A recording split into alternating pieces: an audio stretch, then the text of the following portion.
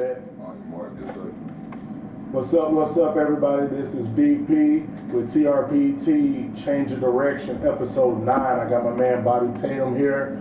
He was not only a football star, bodybuilding, he's a businessman, ForEx. We'll get into all that, but I'm telling you, y'all gonna be in for a treat, man. Like I said, I'm only bringing people on here that's gonna benefit you all along with myself, because these people are dropping gems. So I'm definitely glad to have Mr. Bobby Tatum on here to share his life, his story with you, and everything that he has to offer. So I appreciate you, my man, for coming on through. So to start it off, and we didn't even rehearse none of this, so I want to go back and like hash, some of the stuff. Like, when was the first time we met? That's what I'm trying to figure out. Was it at T's, one of T. Brown's camps, probably? Yeah, I believe it was. At Mesquite. Yeah. Yeah. So one of T. Brown's camps. Like I said, I had heard of you growing up, with you being older than me, playing football. You were in Fort Worth, right? Yes, sir. Yeah. Fort Worth, Dunbar. Yeah, I say Dunbar. Yeah. I heard, one of the fastest people around, strongest people around, most explosive. Knew you went out to UT. Followed you some there, then followed your journey with some of the training you did, some of the network marketing you did, your bodybuilding, just the weight you were lifting, the boxes you were jumping on, and like crazy. So I followed you all the way through that to now today, doing ForEx, doing some of your consulting, credit repair, and business help. So it's cool to have you on here, man. So like I said, I just went through a little bit of, what I've seen from you from afar and knowing you more now. But go ahead and, let's discuss, your journey to get here. Starting out, just, you ain't got to go deep into it, but from being a kid, what sports was like for you, and then transitioning out of sports into here. Oh, okay. Yeah, for sure. So, like, I grew up in Fort Worth, Texas, in the Stop 6 area. Yeah. And it was really tough growing up. My family was uneducated. My grandmother had my mom at 12. My mother had me at 17. Neither one of them graduated from high school. So they really had like confidence issues without, with them reading and different things like that. And it was just really tough growing up. Never really had a solid foundation.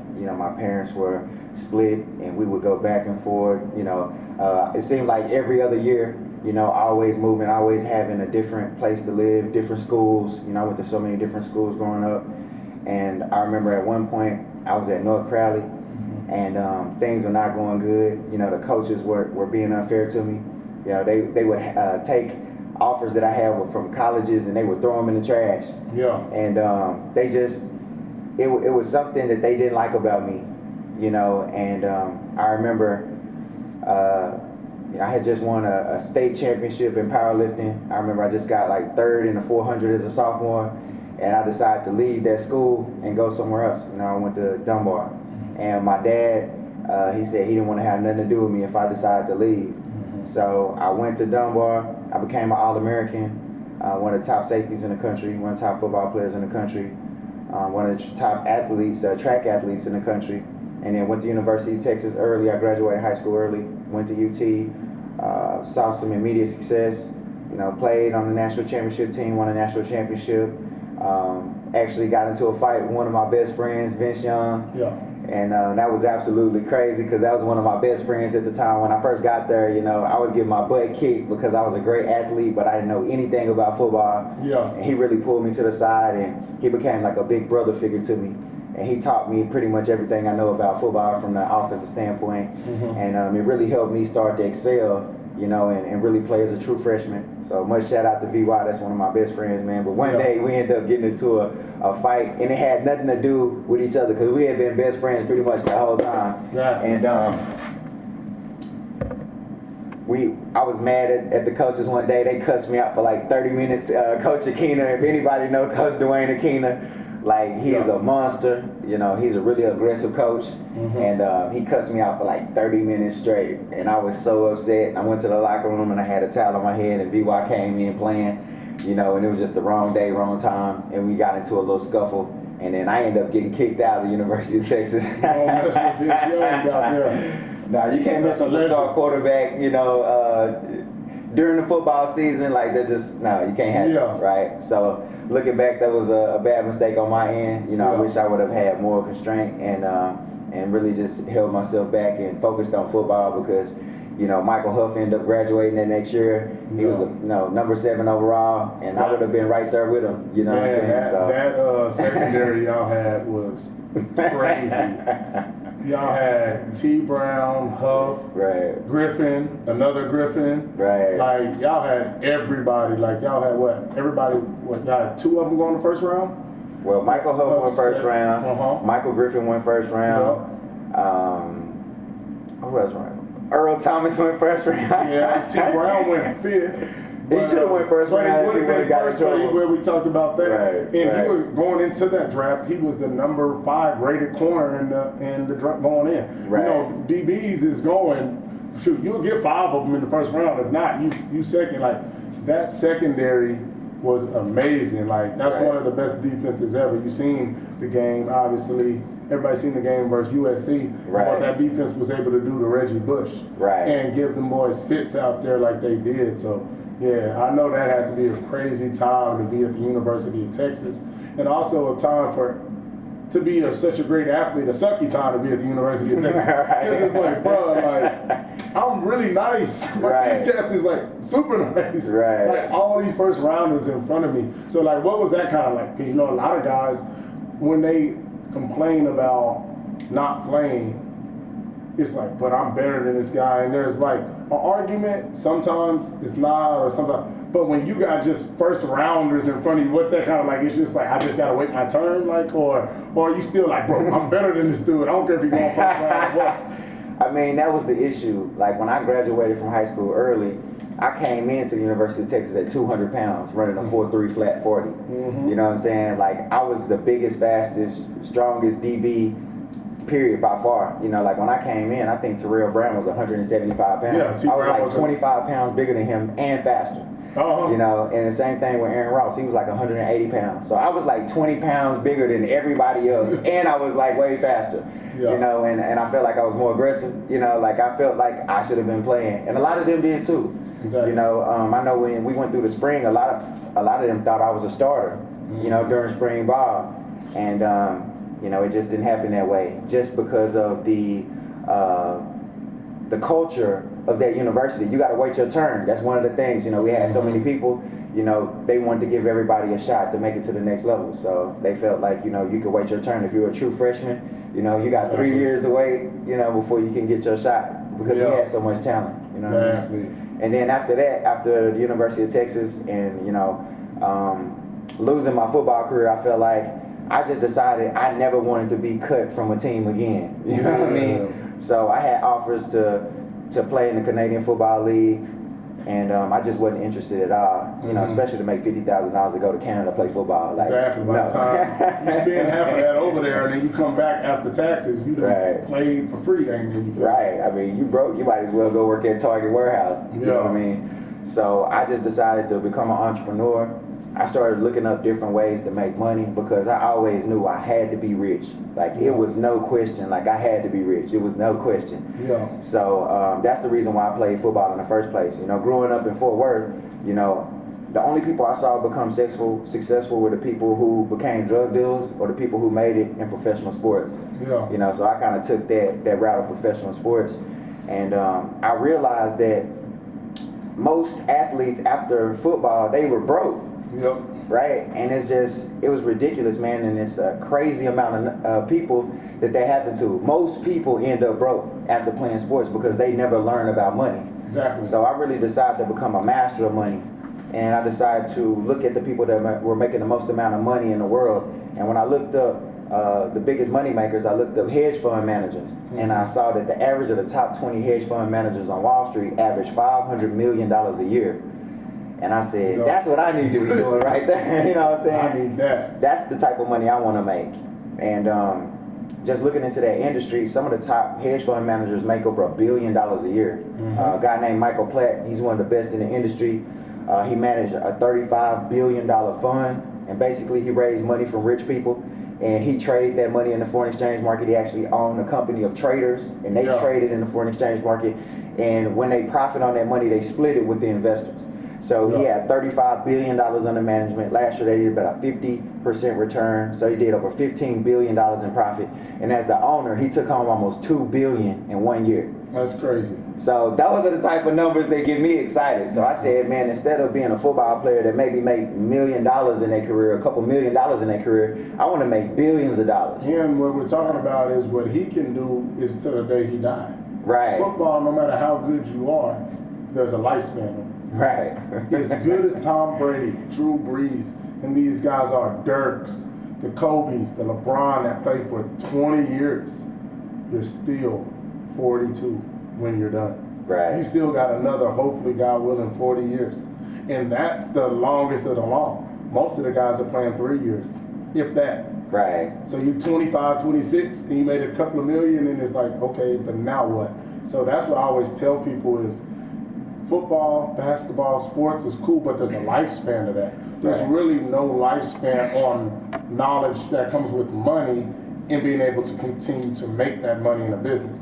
Nobody says, hey, you started Apple, Amazon, TRPT, Tatum Speed, Tatum Consulting. In 10 years, most guys, you're too old to run it or no. Now, how you do your business is going to say, I can go this long and determine if it's 2 or 3 years. But if I'm doing good, I can go forever, just like anything. But you can be amazing, but amazing only lasts so long in your body before the young boy start running by you in sports. And that's what I try and get my athletes to understand. No matter how great you are, it will end due to father, mother, grandma, time. Right. Whatever you want to call it. All the cousins of time won't get you. But in sport, that's over here. But in business, that time is really going to be your friend because you get to learn more as you go. Right. You get to learn more and you get to double and triple. So you get to make more money as you go. In business, a lot of times, whereas in sport, you're going to start low, go high, and then do a drastic drop off. Right. Business, you can keep on doing that stair step up, and that's what I like about it. Every year, I feel like, man, I remember when I was making this and I was happy. Right. But my work says I go up. You know, in sport, that work, you grind, they be like, yeah, you a dog, but I ain't gonna pay you like that. Right. It's like, but this what I'm worth. They don't care. In business, a lot of times when you own your own stuff, you can get what you worth. Right, for sure. And I feel like that's the biggest blessing of, you know, pulling away from the matrix. I feel like we've all been taught to go to university, to go work for somebody else and make somebody else rich. You know, work for 30 or 40 years, pay 30 to 40% in taxes, pay high interest because we have bad credit, and most people end up broke. Like my granddads on both sides, when they died, my parents had to bury them. They had nothing. And it's like, that's terrible, man. Both of them died in their 60s with nothing. Yeah. And my parents had to pay for them to lay to rest, you know, and that's just something I felt like we had to change in our community. You know, and that's why I really got into learning how to become an investor, because some of the things that you were saying, like being able to have your own business and be an investor in your business, not working in your business, gives you that flexibility to scale and have multiple businesses and have that time freedom to do what you really want to do. And I've been really able to take advantage of that because of trading. You know, trading really helped me to get on my feet and to gain capital, and then to be able to have the time freedom to invest into other businesses, and now I have over 45 different companies that I own, and that's just life-changing for me because I get paid from some of these companies daily, weekly, monthly. I feel like I always have money coming to me every day, and that's something people will never experience working for somebody else. Never. You know what I mean? Never. So I always see a big I would say benefit in being an entrepreneur, being able to own your own time, being able to be flexible in your business endeavors and be able to scale and own multiple businesses like you do as well. Yeah. You know, I saw you start, you know, with personal training, and now you're on a dental office, now you got a trucking logistics company, now you have, you know, like it's like every other week I see you starting a new business. Yeah, that lady don't know that. She on that time on the dental office. They ain't paying no bills. Right. But no, that's the thing, man. It's amazing that right now as we talk, we can be getting paid zero off of this podcast, right, just to give game. But we're making money right now as we sit here. Right. And that's the biggest thing is when you have to, what I figured out was when you're working for somebody else, when you're like, okay, I want this vacation, or I want to take off, or I want to do this podcast, you're no longer making money. Now, of course, you have vacation days, but that's a set amount of days. Once those days are up, they're up, and now you're losing money.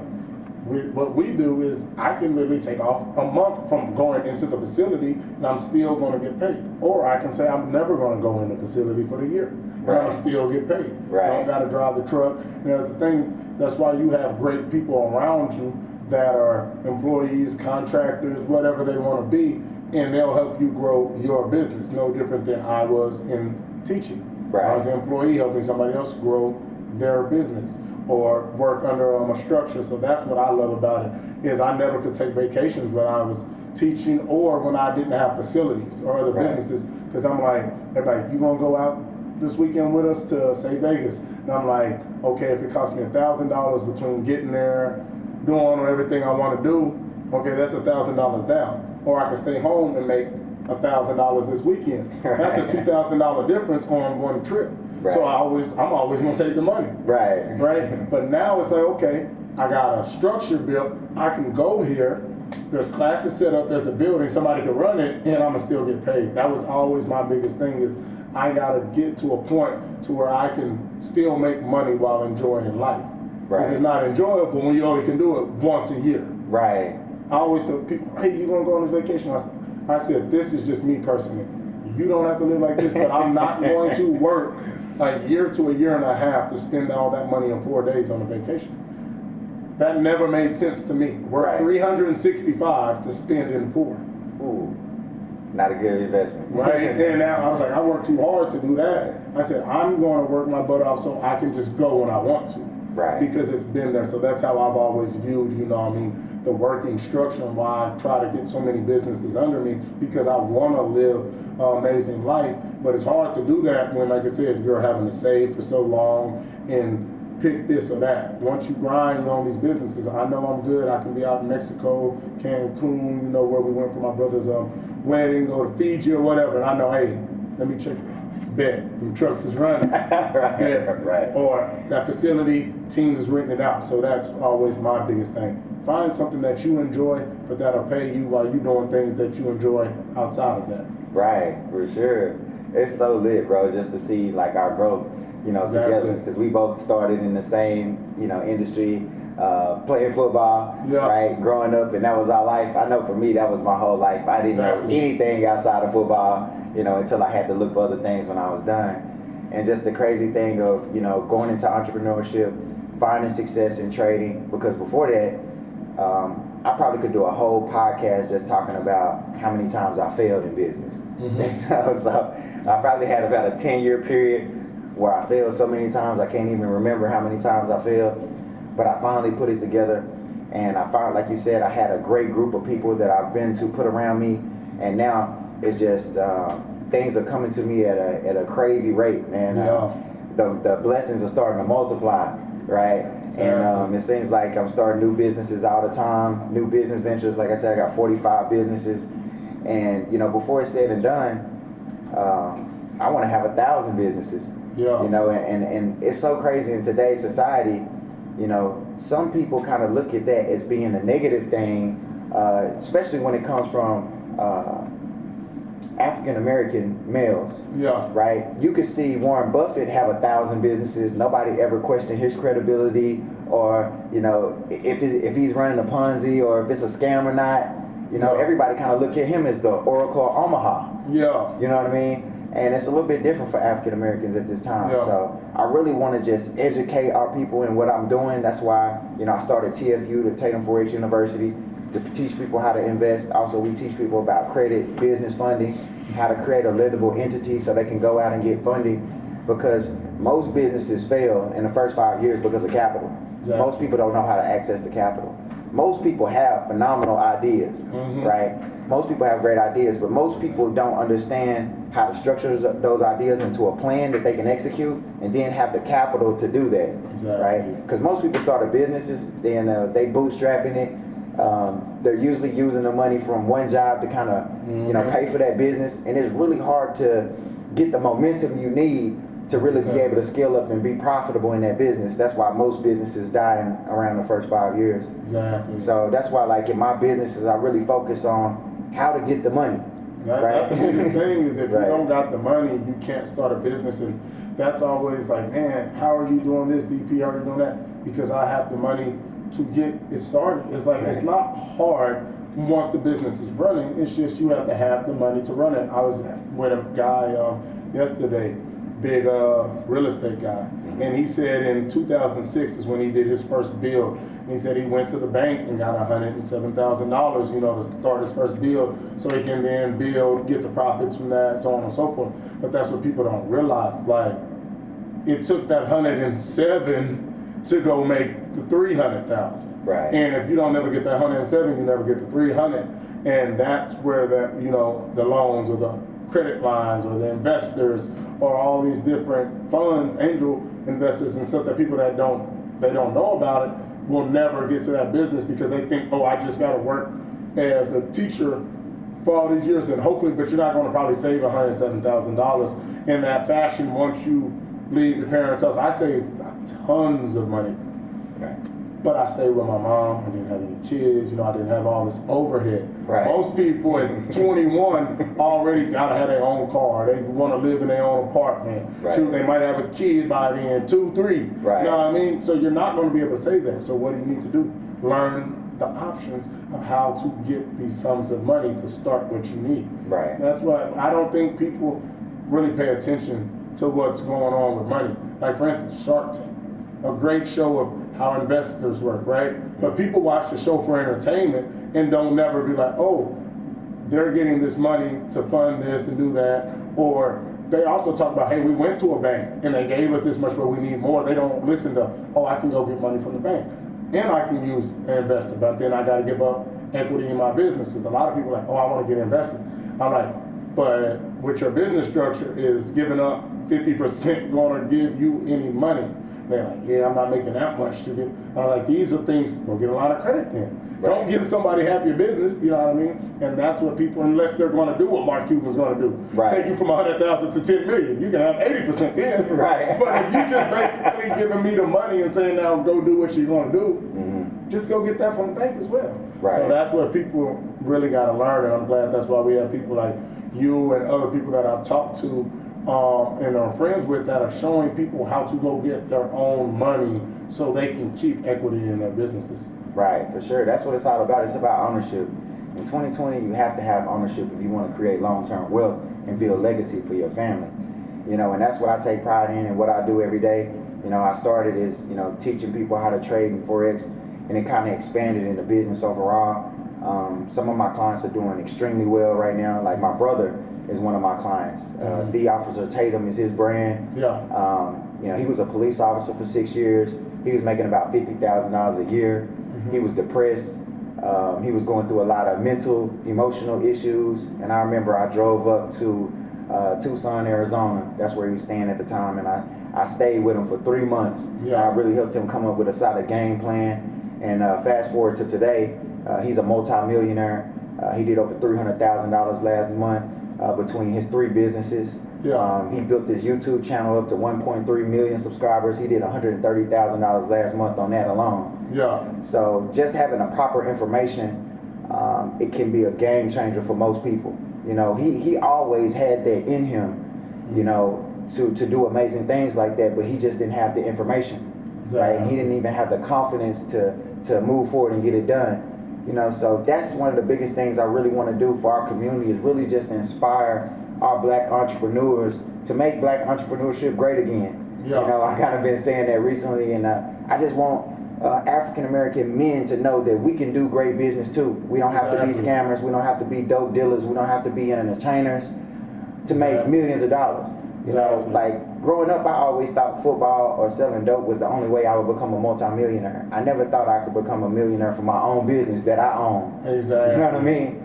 Never thought that. Right. It's You're gonna see it, like especially you're starting to see it more now, but back then we didn't have social media. Right. Like that's the thing is what people don't understand exposure is everything. Right. If you're not exposed to somebody that looks like you doing things, you don't believe it's true or it can happen. And like I tell a lot of people, like when we talk about the first black this or the first black that, and then a lot of people will be like, but what does it matter? Or like, it'd be black and white, a lot more probably white than black, but even black, like, what does it matter if they're black or white? Because if you've never seen anybody that looks like you do it, it's a fairy tale. It's Santa Claus.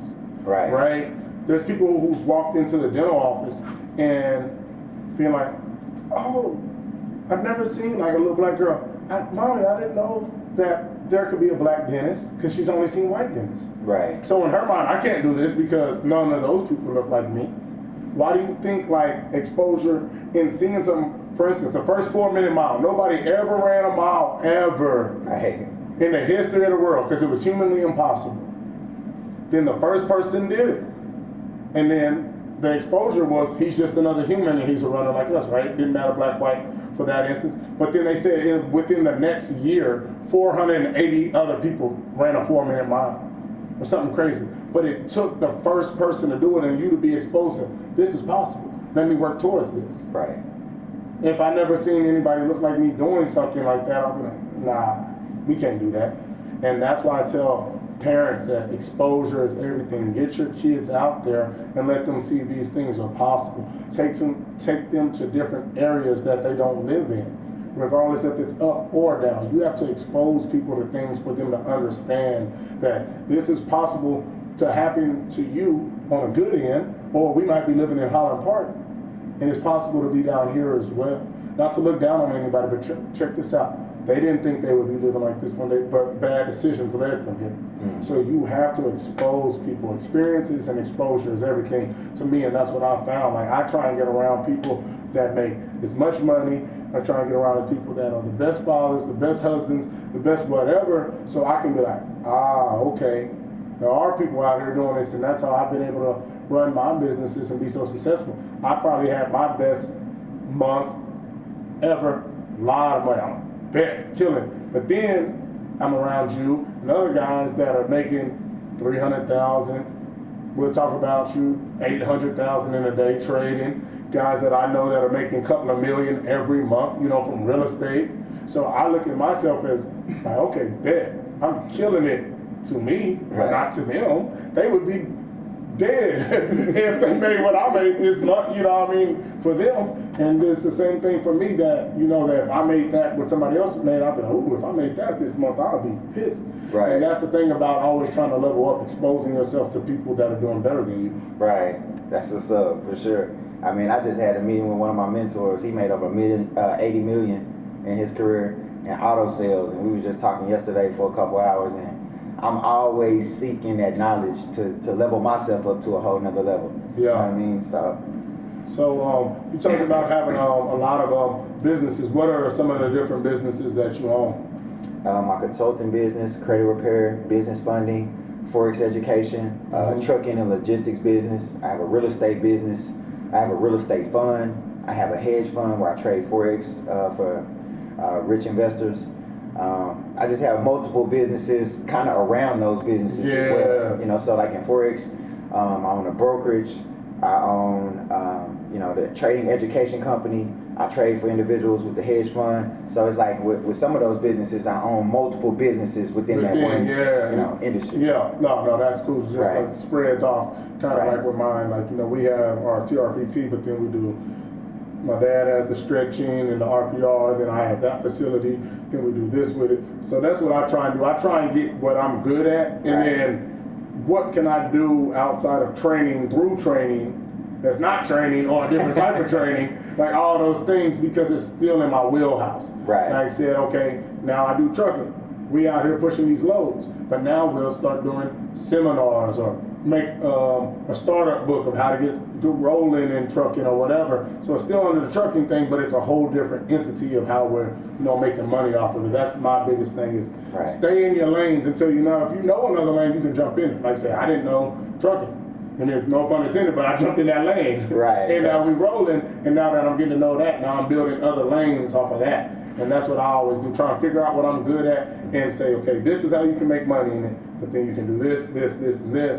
And then as you get good at those things, people then come to you with something else. Right. Well, I don't know much about it, but I'll get into, the general part of it, and then you get good at it. Well, if I'm making money like this, now I know the business. There's 5 other ways to make money within this business. Right. And that's how I like to go about it. Get in the general part of it, learn it, and then branch off of that business to create smaller entities of it and then make money in different ways. Right, for sure, man. As we grow, people do come to us with opportunities. Like 2 days ago, I had no intent of buying 3 townhomes. It was actually the first time I ever bought a townhome, but I bought 3. And actually bought them for like 1.3 million and about to sell them for probably 1.6. Yeah. So I was just going throughout my day, and I had a friend hit me up. He's a real estate agent, and he said, "Hey man, I got these townhouses. You need to check them out." And I just decided to go over there and check them out. They were a great deal. Was buying them under property value. I saw the opportunity to make some profit, and I just went ahead and pulled the trigger on the deal. And the beauty is like being an entrepreneur and having the liquid capital and resources to invest in things like that. Mm-hmm. You can wake up, get one phone call, and turn around and make $100,000-$200,000 off of one phone call. Exactly. So it's definitely powerful. Being an entrepreneurship. Building that work relationship, building those network partners so that they can bring you those opportunities because they know you have the capital to get it done. Yeah, I actually had a really good meeting yesterday with one of my good friends, and he's like, "Hey, let's go meet with this guy. We're talking about some different investments that we're going into that we're going to drop here later." And we was like, "Yeah, this is what it's going to cost, around 700, 800,000." He's like, "Yeah, I can get that out the bank tomorrow." Right. Like I said, and that's just off of a call, a link up, and then we all win from dropping this bread in and these ideas. And that's just networking over the years. And when you put all that good networking and good business and good karma comes your way, like I said, you wake up and something's sitting there. Right. And it's like, now are you gonna make that play or not? And for instance, that's how I got my first facility over here, you know what I mean? I got a call that they were actually selling it to somebody else. Mm-hmm. But because I was in position to make the play, I outbid them and made that play. The second building, similar, COVID, hey, we're gonna get up off of it. Let us know if you hear that anybody want it. What y'all selling it for? Yeah, I'll get it. And shoot, kill it. Right. But with that being said, a lot of people talk about, investing, and we're talking about like liquid ability to be able to make some of these different plays. Do you invest a large amount of your money into like stocks and stuff where it has to sit? For me, I put decent amount of money over there, but I feel like that's still a way to make money, but this not the money I want to make right now. I put enough over there for it to grow, but I think in 2020 there's too many ways to make money outside of I just turned 31 and waiting literally 30 years to 61 to pull out a couple of $1 million when Right. you literally can go dump in $50,000 into something or a new project with how social media is nowadays and networking and being able to brand and go turn 50,000 into the same 2 million by building your own business within 5 to 10 years, then dumping 300,000 and letting it build for 30 years. And I like being able to make a play like you, right? If I take 1.3, I can get 1.6. I can make 300,000 in a matter of days, months, weeks, whatever. Mm-hmm. Even if it took a year. But I don't like throwing boatload of money into something and then I'm like, dang, I gotta pull it out, then I'm gonna get taxed on it. I don't like doing that. What about you? Man, I've just learned from some of my mentors is to never use your own money. Yeah. Like I put my money into long-term, 30-year, 50-year investment plays, but I use OPM. Like it's other people's money. Yeah. Like with those townhouses, I didn't use my money. Yeah. I use OPM. You know. So that's the beauty of kind of having business credit, having access to these lenders and funding. Gotcha. Is you don't have to use your money. You use other people's money, and that's how you get wealthy. Because if it don't go through, if it fails, you're not losing your money. the lender lose their money. Yeah. You know, other people losing money, not you. Exactly. So that's how I've really been able to scale up really quick, because I don't take losses, because I don't use my own money. I use other people's money. Exactly. Yeah, and that's what I've been getting better at. Like I said, my facilities, I told people I didn't get the chance to use other people's money because it was a play of like, basically, we selling today is like, you know, cash is king. I cash you out today, like to get you up off from get them off of that play and stuff. And so that's something I've even been better at. And like I said, I definitely invest into long-term stuff. I started my retirement funds when I was 24, you know what I'm saying? But I just don't throw a lot in just for times where it is hey, this is a today offer. You could try and talk to the investor, but like I said, I told you today, or try and go run and get a line. But I've ran into that a couple of times in the businesses I've been in. Now the trucking's a little different, right? Because I'm not trying to beat anybody for one single piece of land or a building. There's a million trucks. You can go get it funded or do whatever you need to do through the banks and everything. But in a couple of my places, it was literally, do you got this on you? Because we trying to get up off of us, and we'll give you this deal right now, but other than that, we can't help you. So that's always what I've run into, you know, being young, but also savvy in business. Been in for about 7-8 years. So like I said, not 50 years in, but I'm doing good in it. But I've run into that a lot of, as far as sometimes you just get those plays, like it's a phone call away, like, hey, can we scrape this up and make this work real quick today? Right. Yeah, so that's what I've been in. But let's talk about, like I said, we talked about football, and you doing football. Let's also go back. I started and got my money to start training was through network marketing. I know you were, when I got into network marketing, I actually was into a different company when I actually found out that you were doing it. And I can't remember what company you was with, but I know you had a crazy team under you when you was doing network marketing. Right. Man, I started network marketing in 2008. Okay.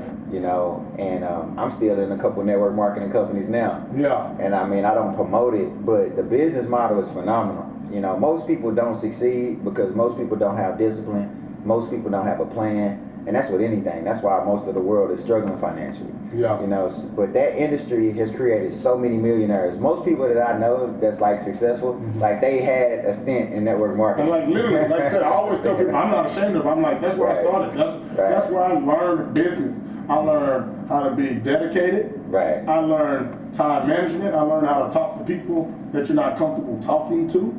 I learned how to market, brand yourself. You know what I mean? Do research on your competitors, because they're gonna be like, well, Advocare and Herbalife and all the supplement companies are saying, you gotta be like, well, ours is this. I tell people all the time. That's where I started, and that I took those principles and put them into TRPT and blew my stuff up in 2 years, really, it seemed like, because I took everything that was already created in a good business model and said, let's bring it over here under something that's mine. Right. That's what geniuses do. Like, they don't try to recreate the wheel. They already take what's working. Like in regular society, that would be considered like cheating. Right. But in business, that's just being smart. Exactly. Right. You want to take what's already working, throw your flavor on it. Now you got your own business, and you have a successful business model that you can follow. Exactly. Now you just got to put the work ethic and the money behind it to make it work. Yep. Exactly. So when we talk about business and you getting into business, was it not until football you were kind of like forget football, where you then starting to be like, okay, now I need to figure out business and get into it? Like for me, I always tell people, I was literally in 2nd grade and I was telling my pops like, hey, can we, this is back when you had to literally look at the newspaper, and I'm looking at the newspaper and like, hey, how do we get into stocks? You know what I mean? So I was always talking about business as a young guy, and talked about it on the other podcast, I believe. Didn't have birthdays at like Chuck E. Cheese or Celebration Station because I knew I only could have 10 friends there. I wanted to literally have it somewhere where I can invite all 15 of my friends from the football team and baseball so I can make more money. Everybody's gonna bring me money pretty much, so let's invite more people. So was it later on, like you were talking about after UT, kinda, or did you ever have any thoughts of it at a younger age? I've always kind of been an entrepreneur. I remember when I was maybe 5 or 6, I had a BMX racing team. Mm-hmm. You know, we would go to the local BMX park, we would race for money. And I had a team and we used to kind of make a little bit of money. But just growing up, I never thought you could get rich from owning your own business, and that was my focus. You know what I'm saying? I need to get rich. Yes, I need to get rich. I thought about business, but that's just making some money. I'm talking about NFL money, which now we see is very little compared to what you can have owning your own business. Right, for sure. Because I mean, I used to look up to those NFL players like, oh my God, they're so rich. And I mean, now I make more than most of the NFL players, and probably except for like people like Tom Brady. Yeah, like the stars that we see in a lot of commercials. But at the end of the day, like they work for somebody else. They don't own what they do, you know. And then, like I said, Tom Brady can have, and OBJ, like you're gonna have, you know, commercial deals and all that, as long as you're still that NFL guy. Right. But once the league money stops, I'm not saying the commercial stop, but it's not a $20 million commercial because you're not as relevant 5, 6, 7, 8 years out of the league. Like Peyton Manning does great with the commercials. But I bet his Papa John's commercial while he was Peyton Manning throwing record touchdowns was worth more than Peyton Manning outside the league. You're still going to get that, but the money comes down drastically. Right. For instance, Patrick Mahomes, 10 years, $50 million a year basically is give or take with how the years go up and down to $500 million. When he retires, he's not making $50 million a year probably, right? Because a lot of these guys, you invest in stuff and this and that, but you're not really owning these things. And I'm not saying Patrick Mahomes might not, because he went into the Royals, but just giving him as an example of the $50 million, most guys that are getting these paydays are like investors in some stuff, and they'll get some good kickbacks, but what do you own? That's the thing that I think all those guys really lack in, is that you have all this money. You know, I got a 5-year deal. I'm getting $83 million over the next 5 years. I'm good. And you're not literally acquiring anything that you can call your own. You just got, you know, little runners telling you, hey, this is good. Put in on this with me. Put in on. Go find me something that I can own. So when I'm done, like what Shaq's doing, I'm going to go get these burger spots. I'm gonna go get this wing stops or whatever he owns. Magic Johnson owning these theaters, owning franchises of stuff. That's what you do. Jordan making so much more money outside of basketball with his business ventures. That's why it sucks to see and know that these guys go from here to there, but other guys literally was like, man, Jordan made like a little over $100 million playing basketball, and is a billionaire. Right. Like with the shoes, and does he own every bit? No, but there's other things he does own. There's other things that he opens and does. And some of these guys, no matter if they make $100,000 or $20 million a year, will never put their money into something that they own themselves. That's crazy, man. And that just even proves the message, you know, I guess that we're talking about on this podcast is we have to do better as people. We have to become educated on our finances if we want to make money, if we want to be able to pass down legacies to our children and their children, you know, because I know my great-grandparents, they didn't leave nothing. Like, they left dead when they left this earth. And I know, like, that's my mission why I get up every day at 4:30 a.m. is I'm focused on building a legacy. It's not even about me. You know, like, I don't even really spend money. Like, you can probably see the car I'm driving. It's a cash car. You know what I'm saying? I bought that thing cash.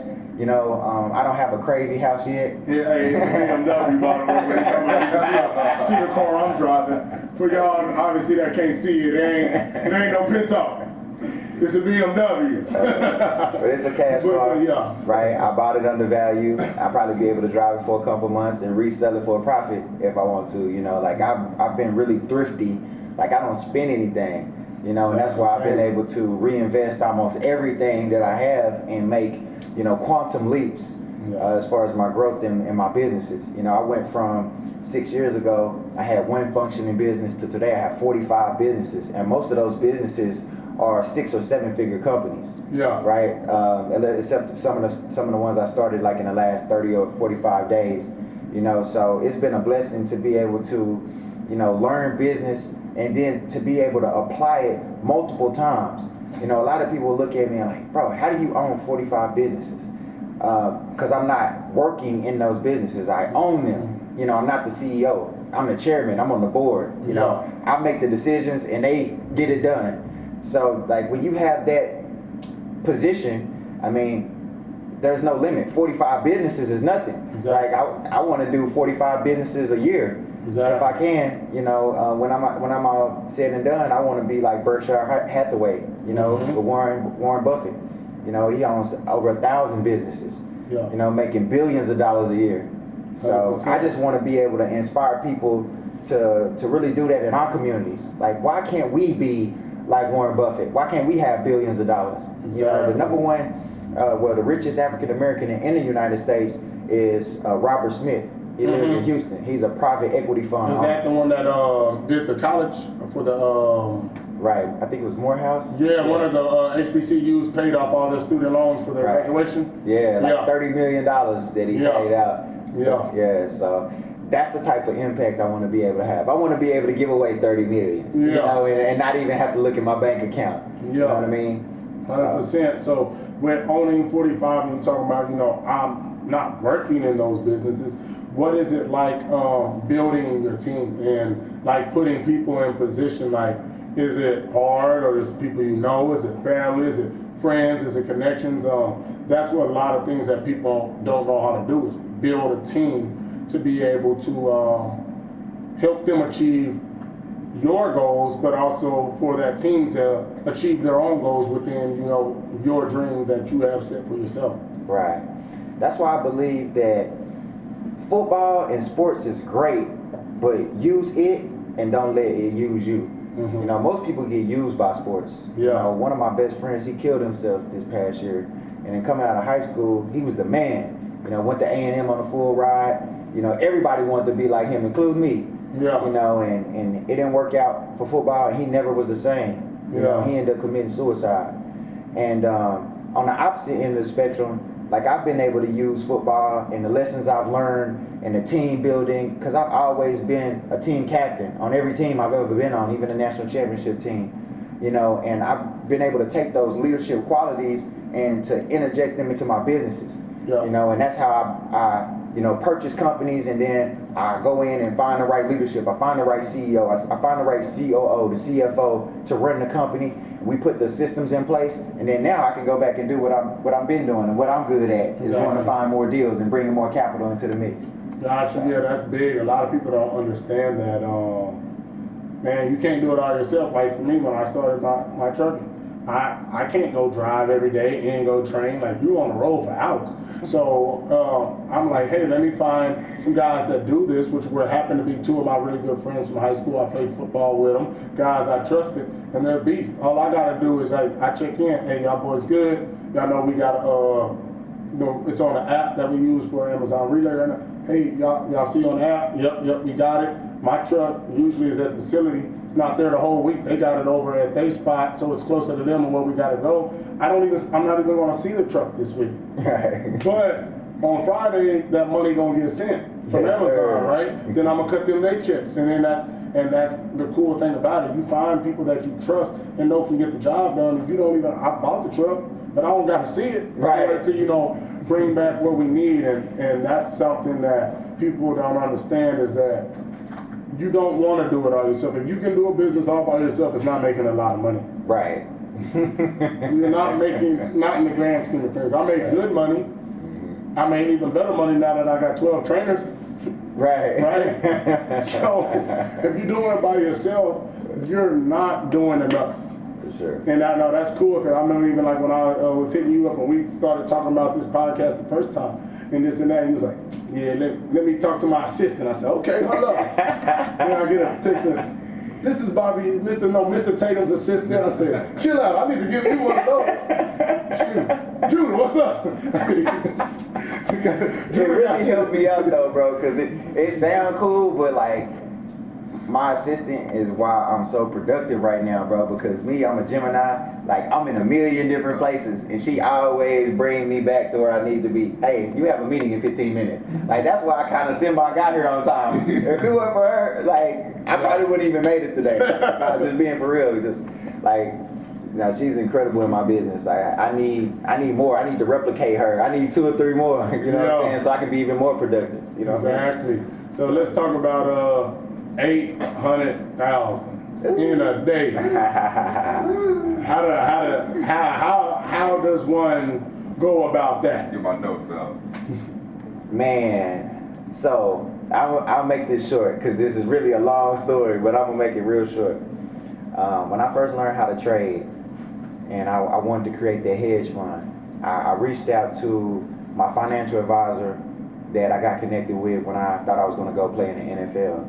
And he told me, he was like, man, there's no way, you know, you can become a hedge fund manager without going back to college and getting your law degree and, you know, going to do an internship, you know, for 2 or 3 years, and then maybe you may get an opportunity. And I just wasn't feeling that. I was like, hell nah.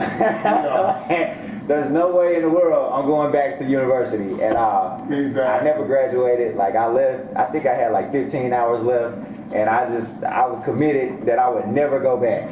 You know what I'm saying? And from there, I just decided to go on YouTube, and I just started watching videos. And it wasn't really a lot of information on how to trade. So I got some good stuff, and then I ended up going to Barnes and Nobles, and I started finding books, and I found some really, really good books on how to trade. So that probably took me about a year. Then I started applying, and once I opened my first trading account, I think I turned $400 into $4,000 probably in 2 or 3 days. That was my first experience trading. Yeah. From there, I was hooked. Like my first 6 weeks, I think I turned that $300, the initial $300, I think I turned that into like 60,000 in like 6 weeks. From there, I started kind of sharing it on social media. People started following me, like, man, can you show me how to do what you're doing? And then from there, I kind of started my own academy teaching people. And, you know, since then, I taught over 2,000 students, people all over the world, London, Jamaica, Australia, you know, Canada, you know, pretty much all over the world. I've taught multiple people to become 6-figure earners in the market, and I have a few students that have made over 7 figures. So it's just been crazy, just this experience of, you know, when I first started this idea, I thought it was impossible, you know, especially talking to people that had made millions of dollars, and they was like, you don't have a chance if you don't go get your law degree. Yeah. And it really, like, it took the wind out of me, you know, and it took me a while, and I think I really put it on the back burner for a couple years after that before I really got focused on figuring out how to make it happen. And it's like now I own a hedge fund. I realized I didn't have to have a law degree. Yeah. It only cost me about $25,000 to do the paperwork to get it legal. Yeah. And really, sky's the limit. There's no limit to how much money I can raise.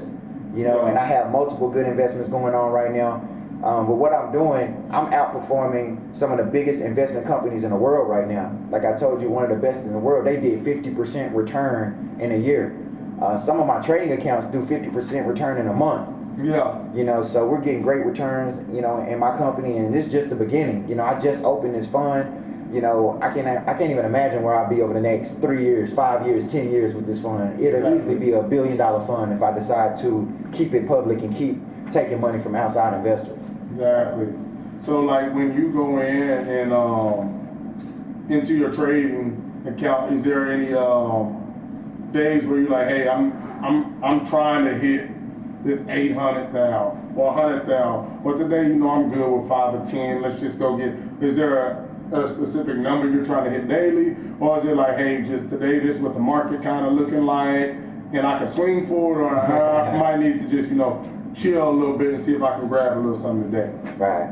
So basically, how it works, like in all financial markets, whether it's Forex, stock market, cryptocurrency, there are certain patterns that happen in the market every single day. Yeah. And what I do is I teach my students how to identify those patterns.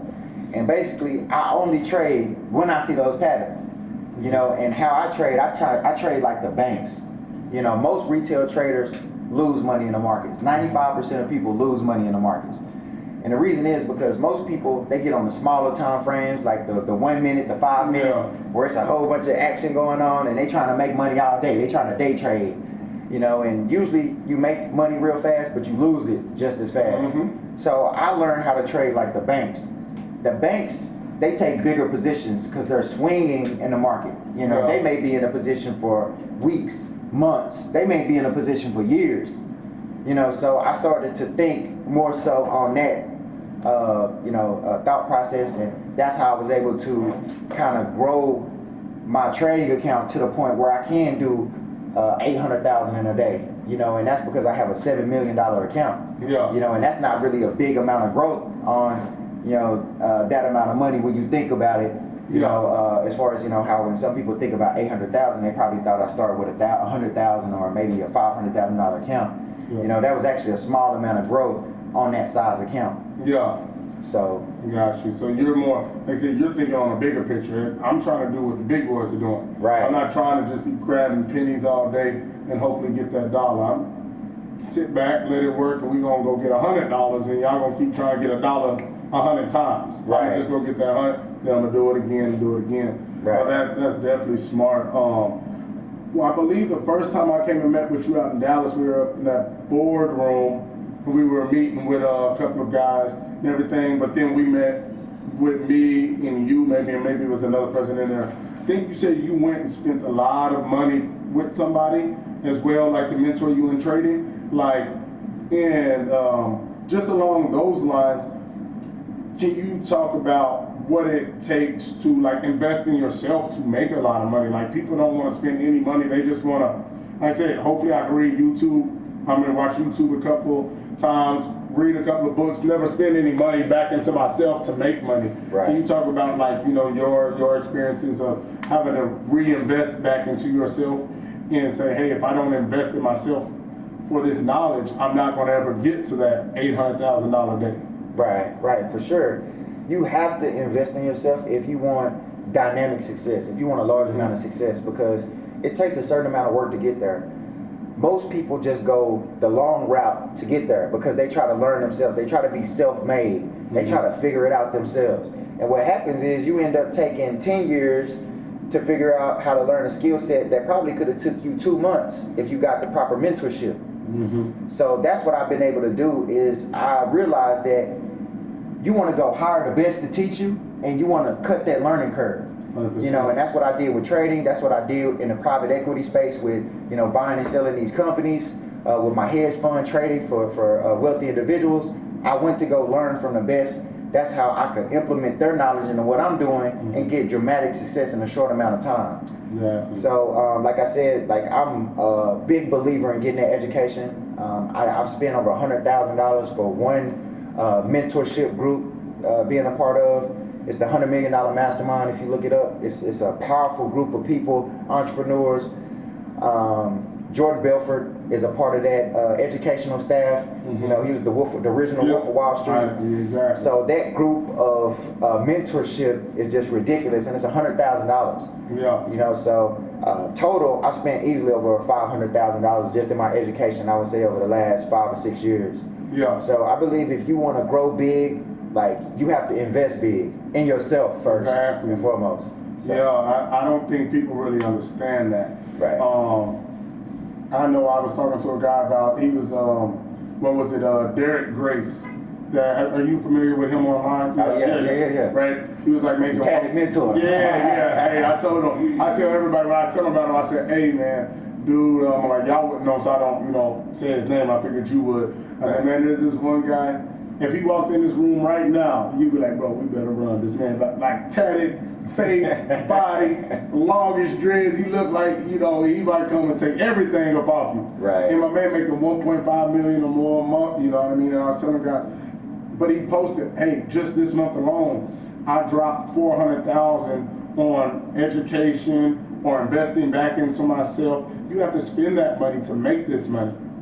And that's what people don't understand. They think, okay, he made 1.5 million, or he made 100,000, and he spent, basically in their minds, you spent nothing. I was like, what do you think, if Amazon's making $11 billion in profit, how much do you think they spent on putting new facilities out, how much they're paying employees? They spent hundreds of millions of dollars on these things so they can make the 11 billion. Right. They think people just, make money but don't spend money.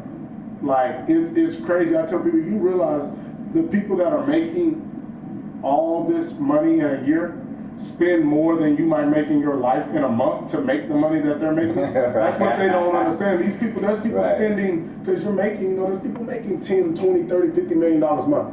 And they're spending 5, 6, 8, $10 million a month to make the 50 million. But it's worth it because I got, 17 warehouses in Dallas, another 40 in Atlanta.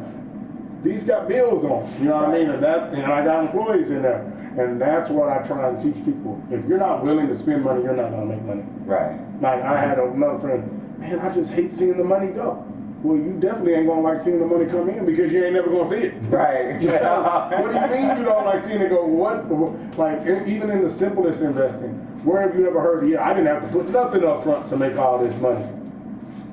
And that's where people don't understand. You gotta let the $100,000 or the $100 go to get $200 back. They just want $200 and I don't want to spend, but I don't want to give you nothing. Just show me how to make this 200. Right. So yeah, I just wanted to see, like, from your experience, like how much time and money that you were investing, because I think that's a real gap between investing and making money that people don't really realize. For us, because we do it, we know what investing means. You won't have to take that L in that bank account of what you're seeing. It's not an L of what you're doing, but a lot of people see it as, hey, I have 50,000 and I just dropped 10,000. It's 40. That don't look right. I like saying 50 more than 40. But in a year, that 40 is going to be 140 because you put that 10 to the side to build it. And I think that's a big gap that people lose, is like they don't want to see money go. They think it only can go up, but you never have to spend to keep it going up. Right. One thing people will never realize, bro, like when I spent $100,000 to go to that mastermind, I wasn't even making $100,000 a year. Yeah. I didn't even have a car. I didn't have a crib. But I found a way to get that $100K to go to that event.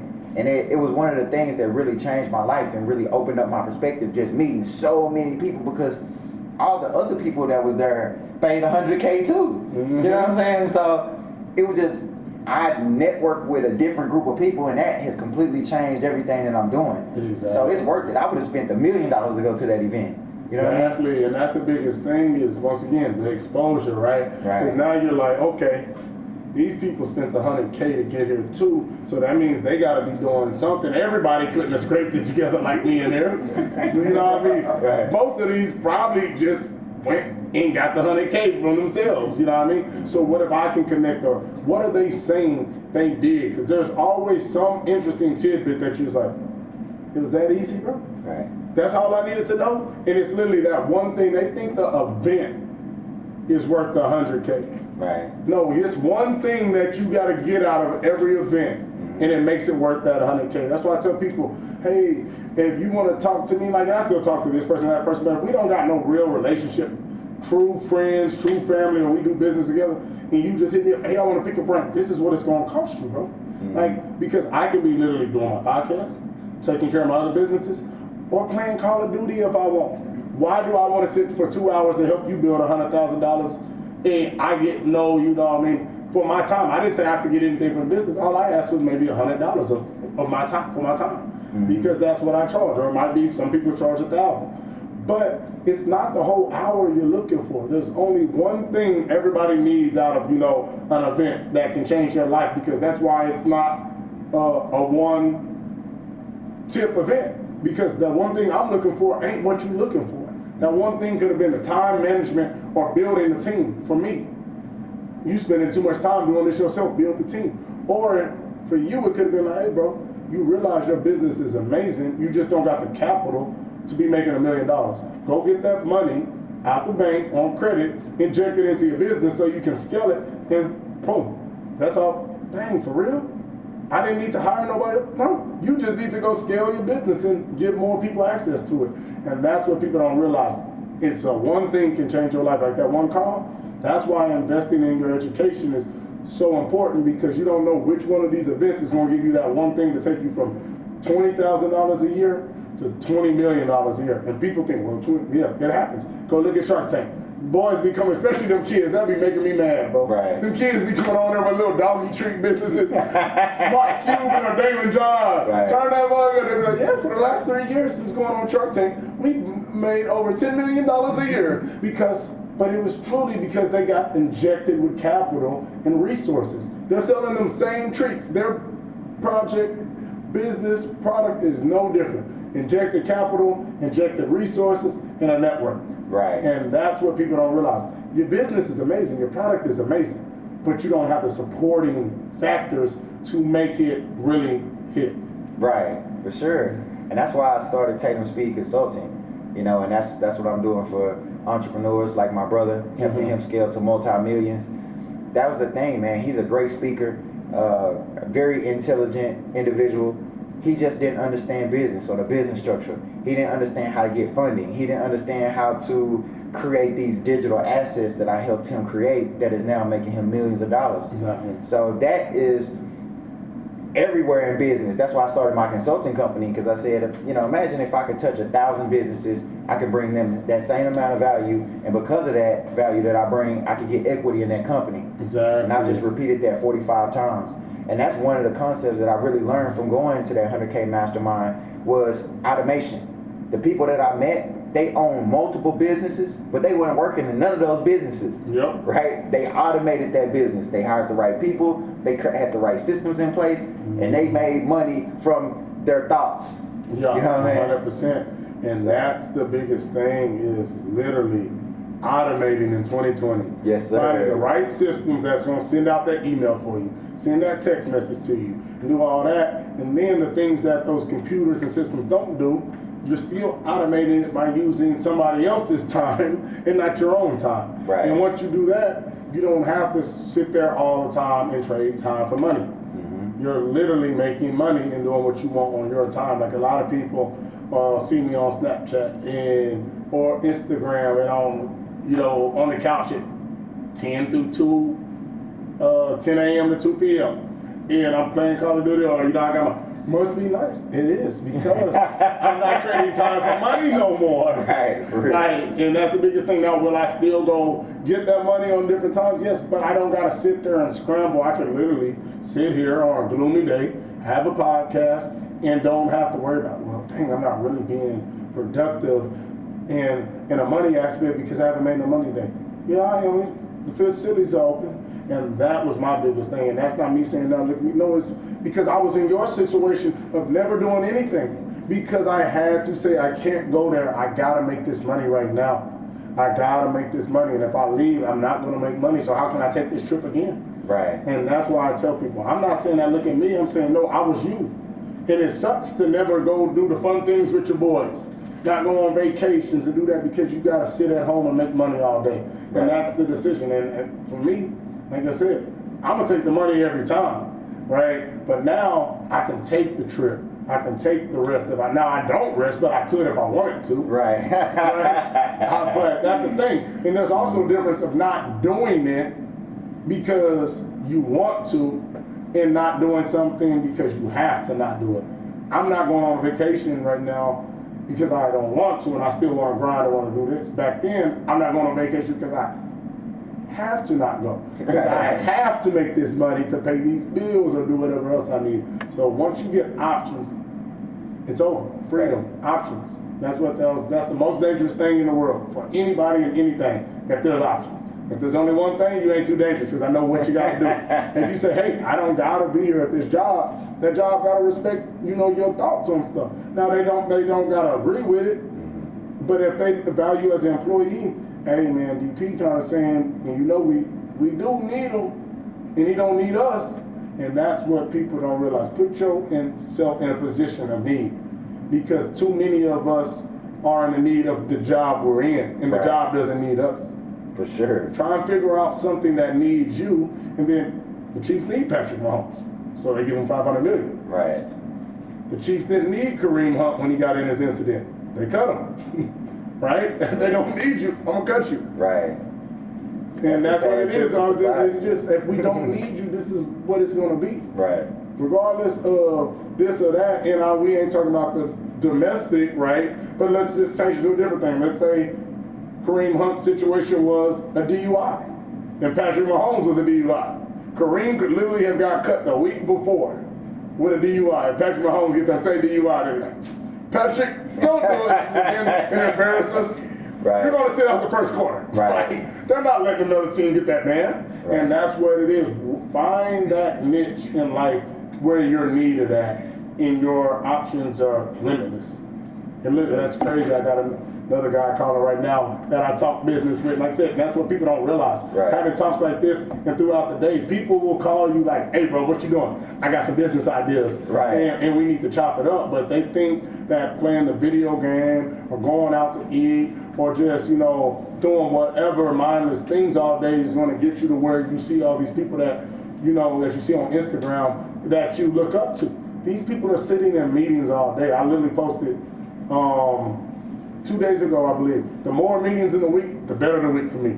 Right. But when you work with somebody, we don't want to be in meetings because these meetings aren't really going to benefit us. They're benefiting the people we work for. When I sit down and meet with you, when I met with the guy last night, when I meet with him, it's benefiting the people on the phone. When you're in meetings at job, you're just like, hey, this is what you need. They're basically telling you, this is what you need to be doing to help my business grow. Right. You ain't gonna get no bonus from it, but you need to be doing this better. Right. And that's the difference. When you own it, you love the meetings. Yes, sir. Because you know what's about to come from this meeting. More money, more connections, more resources. When you're working for somebody, you don't want that meeting because ain't nothing about to benefit me out this meeting. Y'all just have me in here for 2 hours so y'all can tell me the same thing every time.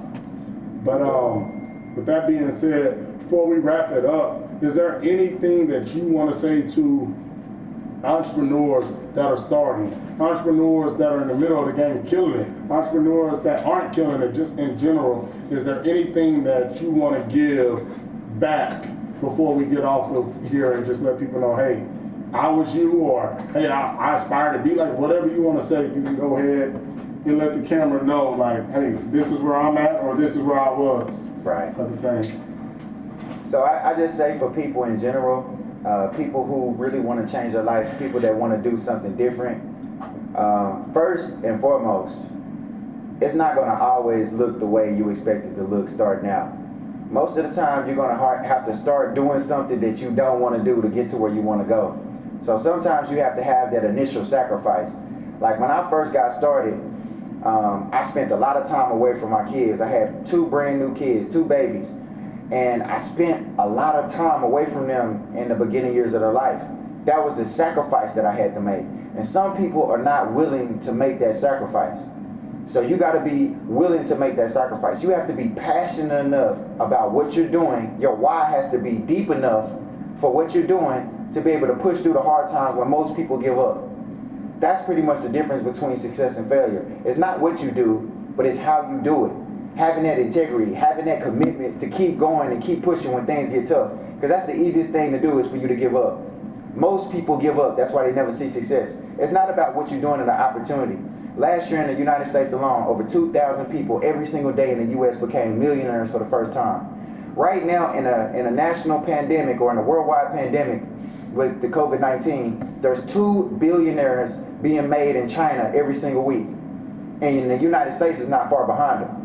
So there's more than enough opportunities. It's people come over here from other countries and they start a lawn service and become millionaires in a couple years. There's so many different ways to make money. So it's not about making money. It's about having a why and committing to whatever you do long enough to see that success.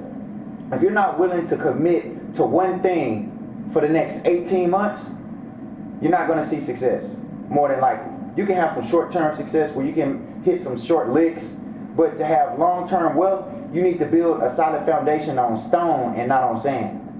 So you really need to get your mind around, what can I do consistently? What can I commit to for the next 18 months? I'm going to work on at least 1 hour every single day. You don't have to put in a crazy amount of time every day. It's about being consistent on what you're doing. When you put that consistency into what you're doing, it's going to help you build confidence. And that confidence is going to be the main recipe to your success. So with all that being said, like, find what you want, do the research to know what it takes to be successful.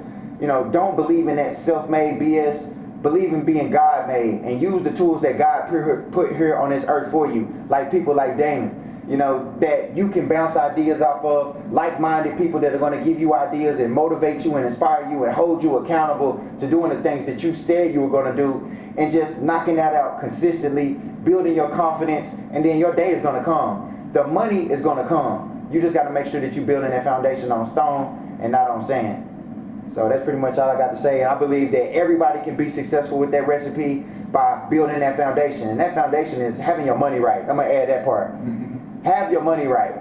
It's free to learn about how to fix your personal credit. You should have great personal credit. The average person making $50,000 a year, they spend over $280,000 in their lifetime in interest payments alone. The average person that makes $50,000 a year, they spend over $600,000 in investments just going back to the government. right? Because people don't understand taxes.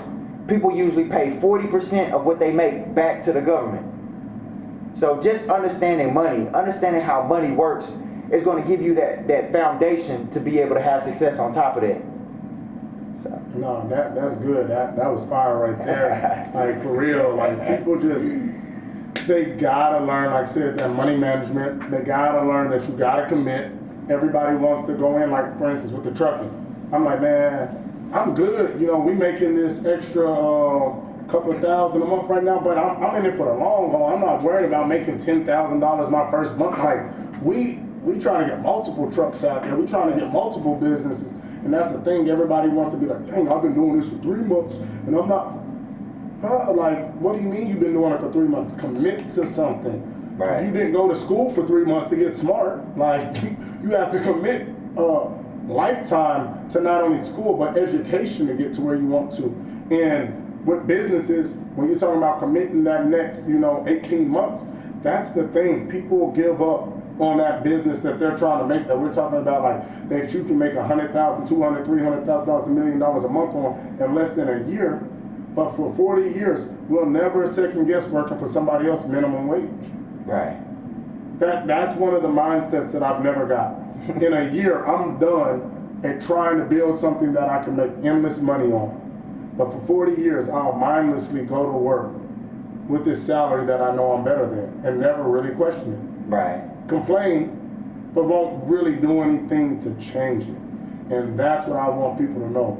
Question your thoughts on what you're doing. If you're thinking this isn't worth my time, question, why do I think this is not worth my time? And figure out how you can do something that is worth your time. Right. Because my time might be $50 an hour.